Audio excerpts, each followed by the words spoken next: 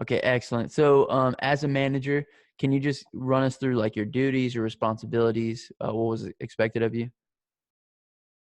So depending on what shift you're a manager on, you have totally different responsibilities. I worked mid shift and then I worked overnights. So mid shift, which goes into like the evening shift, you clock in. The first thing you do is you check the schedule. You go through, check the schedule, make sure who everybody's supposed to be there is there. You see who's coming in after you.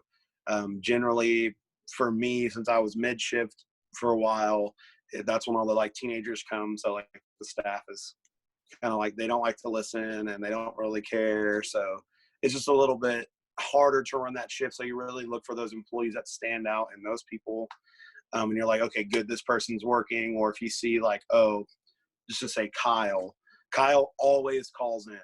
So you might call somebody and say, okay, hey, you know, Sherry, can you come in and, is there a possibility you could come in and maybe cover the shift if this person doesn't come in? They say, yeah. Then you come out, you do a cleaning inspection, you go through, make sure everything's clean the way it's supposed to be, and then check the food prep, make sure you have enough food for your shift. And then after that, once that's all done, you prep for a rush, which is dinner rush. And then after you prep for dinner rush, you check your labor. So you make sure that your labor is not too high. So our target labor was at 30%. If it was over 30%, I mean, depending on where it would be, like if our labor was at like, say 35% on like a night after a football game, even up to 40%, it's not that big of a deal.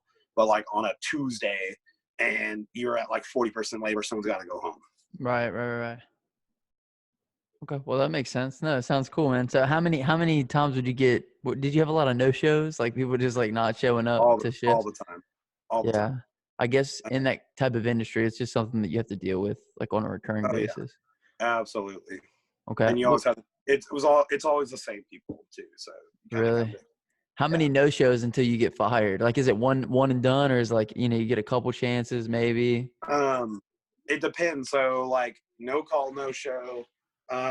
You get one, and then you get a verbal warning. Then you get another one. It's a write up, and then if they do it again, they're fired. Dang, man, they give a But lot. Like, call-ins, give a like lot if they of called in over 3 times in a month, uh, which isn't uncommon, and you basically like give them. It's basically the same process. It's just extended out. Okay. Thanks so much for watching the video. If you enjoyed it, give it a like for me. And also leave me something down in the comment section. If you'd like to be notified for my future videos, make sure to hit that subscribe button as well as the bell icon so you don't miss anything. If you'd like to watch this podcast in its entirety, there will be a link in the comment section and the description to the full version of the podcast. Also, if you're curious about any of the equipment that I use to make this video, there will be Amazon links in the comment section and the description. If you click through and purchase anything within a 24-hour period using those links, I will get a small commission and I'll greatly appreciate you for that. If you'd like to sponsor the channel or support it in any other way, I also have Patreon and merch down in the comment section and the description. But I really appreciate you for watching. My name is Justin. This is Forever Self-Employed. And until next time, hustle hard and get that money. Peace.